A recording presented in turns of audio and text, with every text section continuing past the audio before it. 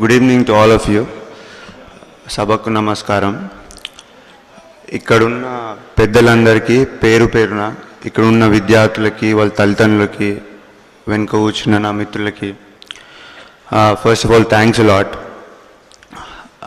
మా ఫ్రెండ్స్ చెప్పారు ఇంతకుముందు కూడా, అంటే ఇంత పెద్ద వేదిక మీద మాట్లాడడం it's really exciting for me. నేను మాట్లాడాను చాలా చోట్ల, కానీ అసలు ఇలాంటి గ్యాదరింగ్ అయితే I didn't address and anywhere. I'm very happy. Helping hands ఆర్గనైజేషన్కి, ఇక్కడున్న గెస్ట్స్ అందరికీ, శామ్యూల్ సార్కి అందరికీ బిగ్ థ్యాంక్స్. నిజం చెప్పాలంటే ఇదంతా ఒక కళలా ఉందండి. From the past 1 month, whatever is happening are the best days in my life, I promise you. Every day or frequently press పేపర్లో పడడం, టీవీలో కనిపించడం, ఇలా వచ్చి మాట్లాడే అవకాశం దొరకడం it's really really very exciting. దీనికోసం సివిల్ సర్వీస్ కొట్టాలండి.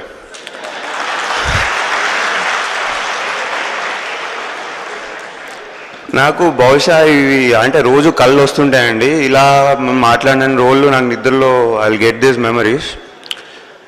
అండ్ ఇంకొకటి, ఈ టైంలో నాకు ఒకటి గుర్తొచ్చేది ఏంటి అంటే, జేడి లక్ష్మీనారాయణ సార్ మాటలు జాయింట్ డైరెక్టర్గా చేశారు కదా, మీ అందరికీ తెలిసి ఉంటుంది. ఆయన స్పీచ్లకు వెళ్ళేవాడిని బాగా. ఆయన ఎక్కడికి వెళ్తే అక్కడికి వెళ్ళి ఫాలో అయ్యి అని చెప్పేవాడిని, వినేవాడిని. ఆయన ఏం చెప్పేవారంటే, లైఫ్లో మీరు ఏదైనా సాధించారు అంటే అది 3 విషయాలు మీకు జరిగినప్పుడు అని చెప్పేవాళ్ళు.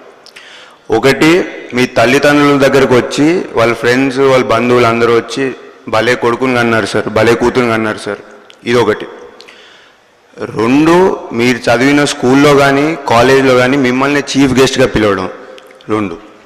And third thing is, autograph తీసుకునే స్టేజ్ దగ్గర నుంచి ఆటోగ్రాఫ్ ఇచ్చే స్టేజ్కి ఎదగడం.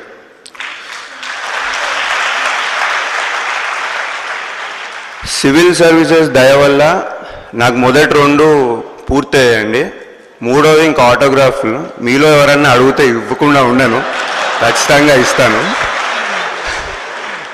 కానీ నాకు తెలిసి దానికి ఇంకొంచెం టైం ఉందండి, ఎందుకంటే నేను లైఫ్లో ఇంకా చేయాల్సింది చాలా ఉంది. I just consider this as the beginning of the second innings of my life. నేను నిజంగా గొప్పవాడిని ఎప్పుడైతానంటే, నా మీద ఏ బాధ్యతలు అయితే, ఏ రెస్పాన్సిబిలిటీస్ ఎక్స్పెక్ట్ చేసి గవర్నమెంట్ నాకు ఉద్యోగం ఇచ్చిందో అది నెరవేర్చిన రోజు, ప్రజలకి ఉపయోగపడిన రోజు.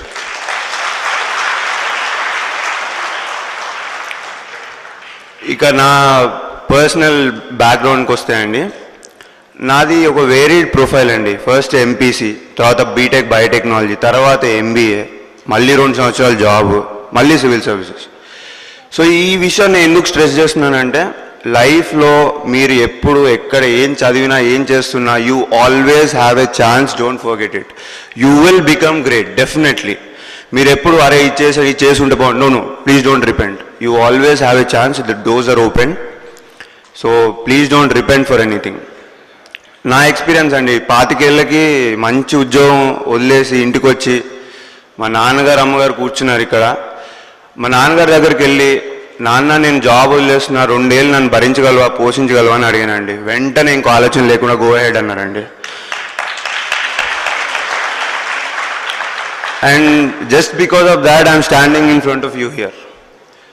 కొంచెం ఇబ్బందిగా ఉంటుందండి, ఫైనాన్షియల్ ఇండిపెండెన్స్ వచ్చిన తర్వాత మళ్ళీ 50కి 100కి ఇంట్లో అడగాలంటే ఖచ్చితంగా ఇబ్బందిగా ఉంటుంది. కానీ దాని తర్వాత వచ్చే సక్సెస్ అవన్నీ మర్చిపోయేలా చేస్తుందండి. ప్రిపరేషన్లో పడ్డ కష్టాలు ఏవైనా అండి, any type of hard work, hardships, you will forget everything. And లాస్ట్లో ఒక మాట చెప్తానండి, ఒక చిన్న మోటివేషన్ స్టోరీ, ఒక ½ మినిట్లో కంప్లీట్ చేస్తాను.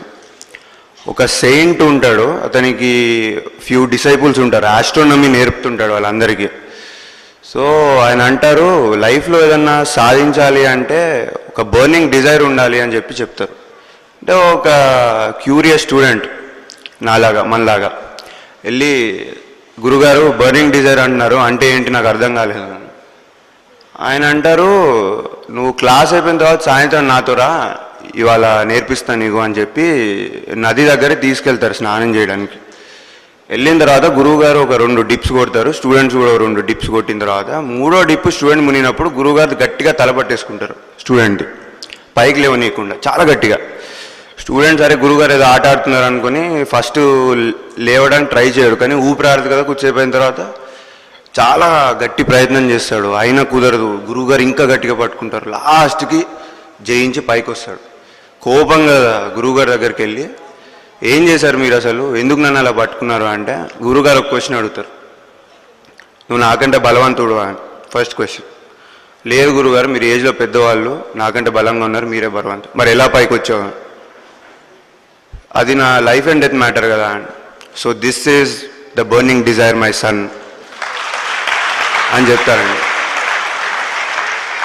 మీలో కనుక ఈ డిజైర్, నాకైతే ఈ ప్రోవర్ చాలా ఇన్ఫ్లుయెన్స్ చేసిందండి. అంటే దీనివల్లే నేను సివిల్స్ రాశానని చెప్పను, బట్ స్టిల్ అంటే అంతలా ఉంటుందా అని అనిపించింది నాకు. మీలో కనుక ఇలాంటి డిజైర్ పుడితే nobody can stop you, you're all going to achieve great success in your life. You people rock, keep rocking. Jai Hind.